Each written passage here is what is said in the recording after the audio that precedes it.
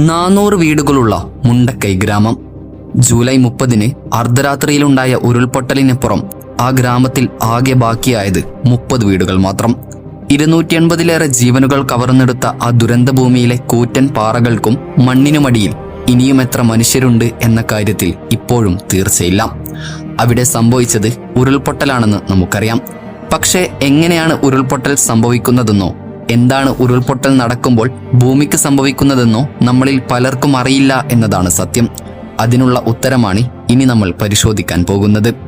കണ്ണടച്ച് തുറക്കുന്നതിന് മുൻപ് ജീവിതം തന്നെ മാറ്റിമറിക്കുന്ന അപ്രതീക്ഷിതമായ തകിടം മറിച്ചിലാണ് ഉരുൾപൊട്ടൽ സൃഷ്ടിക്കുന്നത്. ഒന്ന് ചിന്തിക്കാൻ, എന്തിന് ശ്വാസം വിടാനുള്ള സമയം ലഭിക്കുന്നതിന് മുൻപേ മണ്ണിൽ ഒലിച്ചു പോകുന്ന ജീവിതങ്ങൾ, കാടുകൾ, കൃഷിയിടങ്ങൾ, നിർമ്മിതികൾ. കേരളത്തിൽ 100 വർഷത്തിനു ശേഷം പ്രളയം സംഭവിച്ചത് 2018-ലാണ്. അന്ന് സംസ്ഥാനത്തുടനീളം 4000-ഓളം ലാൻഡ് സ്ലൈഡുകളാണ് അഥവാ ഉരുൾപൊട്ടലുകളോ മണ്ണിടിച്ചിലുകളോ ആണ് റിപ്പോർട്ട് ചെയ്യപ്പെട്ടിട്ടുള്ളത്. ഇതിൽ 2000-ന് മുകളിൽ ഉരുൾപൊട്ടൽ, മണ്ണിടിച്ചിൽ എന്നിങ്ങനെയുള്ള സംഭവങ്ങൾ രേഖപ്പെടുത്തിയത് ഇടുക്കി ജില്ലയിലാണ്. ആ വർഷം ഉരുൾപൊട്ടലുകളിൽ ഏറ്റവും കൂടുതൽ നാശനഷ്ടമുണ്ടായത് വയനാട്, ഇടുക്കി ജില്ലകളിലായിരുന്നു. മറ്റ് ലാൻഡ് സ്ലൈഡുകളിൽ നിന്ന് ഉരുൾപൊട്ടൽ വ്യത്യസ്തമാകുന്നത് മണ്ണിനും പാറയ്ക്കുമൊപ്പമുള്ള വെള്ളത്തിന്റെ അളവ് കൊണ്ടാണ്. എന്താണ് ഉരുൾപൊട്ടൽ?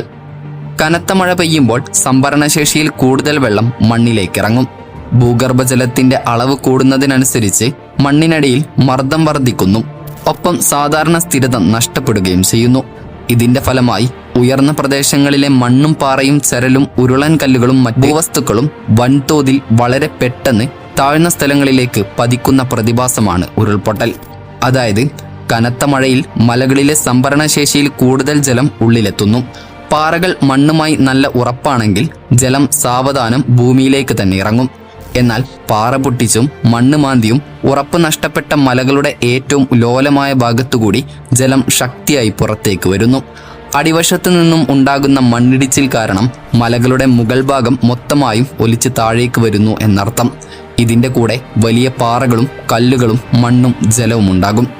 എന്നാൽ ഉരുൾപൊട്ടൽ സംഭവിക്കുന്നതിൽ ഭൂരിപക്ഷവും സംഭവം നടക്കുന്ന ദിവസം മാത്രം പെയ്ത മഴ കാരണമല്ല, മറിച്ച് അതിനു മുൻപേയുള്ള ദിവസങ്ങളിൽ പെയ്യുന്ന മഴയുടെ കൂടെ സ്വാധീനത്തിലാണ്.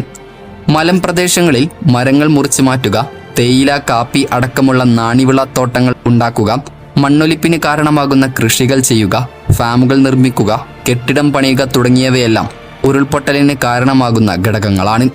ഇങ്ങനെ നോക്കിയാൽ 70% ഉരുൾപൊട്ടലുകൾക്കും കാരണമാകുന്നത് മനുഷ്യ ഇടപെടലുകളാണെന്ന് നമുക്ക് മനസ്സിലാക്കാം. ഏകദേശം 22 ഡിഗ്രിക്ക് മുകളിൽ ചെരിവുള്ള മലമ്പ്രദേശങ്ങളിൽ ഉരുൾപൊട്ടൽ സാധ്യത കൂടുതലാണ്. മണ്ണിടിക്കുന്നതും പാറകൾ പൊട്ടിച്ചെടുക്കുന്നതും ഉരുൾപൊട്ടലിന് കാരണമാകും. ഉരുൾപൊട്ടൽ സാധ്യതയുള്ള സ്ഥലങ്ങളുടെ ഭൂപടം ജിയോളജി വകുപ്പ് തയ്യാറാക്കിയിട്ടുണ്ട്.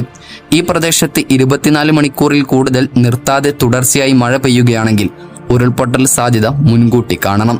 മലയടിവാരത്തും മലമുകളിലും കുന്നിൻ ചെരുവുകളിലും താമസിക്കുന്നവർ കൂടുതൽ ജാഗ്രത പുലർത്തണം. 2 കിലോമീറ്റർ ചുറ്റളവിൽ എന്നെങ്കിലും ഉരുൾപൊട്ടലുണ്ടായ സ്ഥലമാണെങ്കിൽ പ്രത്യേകിച്ചും. ഇടുക്കി, കണ്ണൂർ ജില്ലകളിൽ ഭൂമി ഇടിഞ്ഞു താഴുന്ന സോയിൽ പൈപ്പിംഗ് എന്ന പ്രതിഭാസം കൂടുതലായി കണ്ടുവരുന്നുണ്ട്. നീർച്ചാലുകൾ വൃത്തിയാക്കുകയാണ് ഉരുൾപൊട്ടൽ തടയാൻ പ്രധാന മാർഗം. മഴവെള്ളം പുറത്തേക്കൊഴുകാൻ കഴിയാതെ മണ്ണിൽ നിന്ന് ശക്തിയായി പുറന്തള്ളുമ്പോഴാണ് ഉരുൾപൊട്ടൽ സംഭവിക്കുന്നതെന്ന് പറഞ്ഞല്ലോ. മലയടിവാരത്തോട് ചേർന്നുള്ള ചെറിയ കൈത്തോടുകളും നീർച്ചാലുകളും ആഴം കൂട്ടി വൃത്തിയാക്കണം. മലയോര പ്രദേശങ്ങളിൽ അഴുക്കുചാലുകൾ രൂപീകരിക്കുക, നഷ്ടപ്പെട്ടു പോയ മരങ്ങൾ വീണ്ടെടുക്കുക, പുൽമേടുകൾ നശിപ്പിക്കാതിരിക്കുക, ബോധവൽക്കരണം നൽകുക, സുസ്ഥിര വികസനം നടപ്പാക്കുക, പ്രദേശങ്ങൾക്ക് അനുയോജ്യമായ മരങ്ങൾ വെച്ച് പിടിപ്പിക്കുക, ഉരുൾപൊട്ടൽ മേഖലയിൽ നിർമ്മാണങ്ങൾ കരുതലോടെ നടത്തുക, ഈ പ്രദേശങ്ങളിൽ മഴക്കാലത്ത് പ്രതിരോധ പ്രവർത്തനങ്ങൾ ശക്തമാക്കുക. ഇവയൊക്കെയാണ് ഉരുൾപൊട്ടൽ കൊണ്ടുള്ള ദുരന്തങ്ങൾ ഇല്ലാതാക്കാൻ നമുക്ക് ചെയ്യാൻ കഴിയുന്നത്. ഏതായാലും ഇത്തരം പ്രദേശങ്ങളിൽ നിന്നും മഴക്കാലമാകുമ്പോൾ മാറി താമസിക്കുന്നതാണ് ഏറ്റവും ഉചിതം. നിങ്ങളുടെ അഭിപ്രായങ്ങൾ കമന്റ് ചെയ്യാൻ മറക്കരുത്. അപ്പോൾ മറ്റൊരു ഇൻഫോർമേറ്റീവായ വീഡിയോയുമായി വരുന്നത് വരെ ഗുഡ് ബൈ.